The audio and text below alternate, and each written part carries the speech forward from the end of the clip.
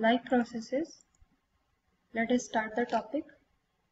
How does one can differentiate between living and non-living thing? Probably we have assigned certain criteria for that, right?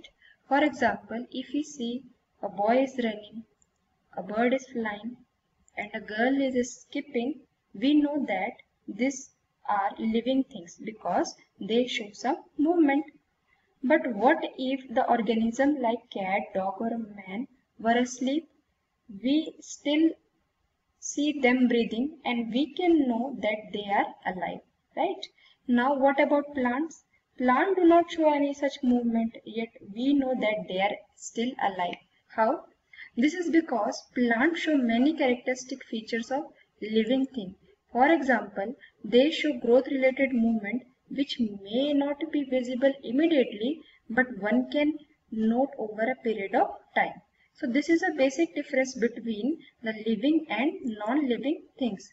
Even a moving car do not move or do not show a growth related moving like a living organism do.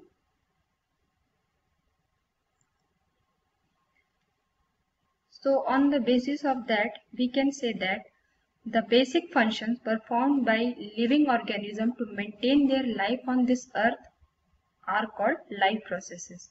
So the various life processes are as follows. First is nutrition, next is respiration, transportation, excretion, control and coordination, growth, movement and reproduction.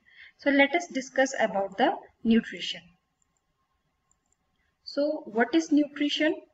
Nutrition is a process in which various nutrients are taken up and utilized by an organism for different biological activity. So let us first see what is nutrients. Nutrients is an organic or inorganic substances required for the maintenance of life and survival for a living organisms. For example, carbohydrates, fats, proteins, mineral salts used by an organism for the biosynthesis of its body constituents like skin, blood and bones, etc. On the basis of that, so there are two modes of nutrition. Depending on the method of obtaining food, all the organism can be classified into two groups. One is autotrophic and another one is heterotrophic. So here the word autotrophic is made up of two words. Auto means self, troph means nutrition.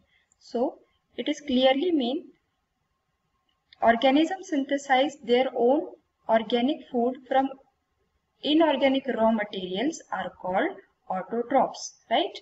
So all the green plants are the examples of autotrophs, and some bacteria like blue-green algae and nitrifying bacteria are also the example of autotrophs. And here if we talk about the heterotrophic mode of nutrition, here it is also made up of two words. Hetero means other, troph means again nutrition. So when the organism depend on other organism for their food are called heterotrophic mode of nutrition. So the various examples are Rafflesia, it is a non-green plant, and another example is fungi. So the kingdom fungi, it belongs from the kingdom fungi, and all the organisms that present in the kingdom fungi are the example of heterotrophic mode of nutrition. Last example is all the animal including us human being are also the part of heterotrophic mode of nutrition.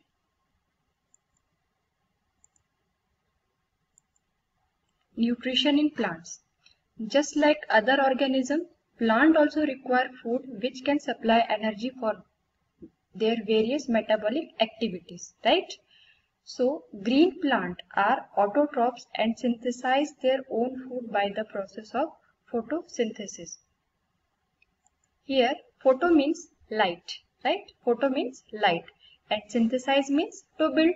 Thus photosynthesis means build up by light. Plant uses the energy from sunlight to prepare food from carbon dioxide and water in the presence of chlorophyll. Keeping this in mind, we can now define the process of photosynthesis. The process by which green plants make their own food from carbon dioxide and water by using sunlight in the presence of chlorophyll is called photosynthesis. Here you can easily see the plant is taking the sunlight and water from the soil and carbon dioxide from its environment at the site of photosynthesis and prepare the food in the form of glucose and releases oxygen.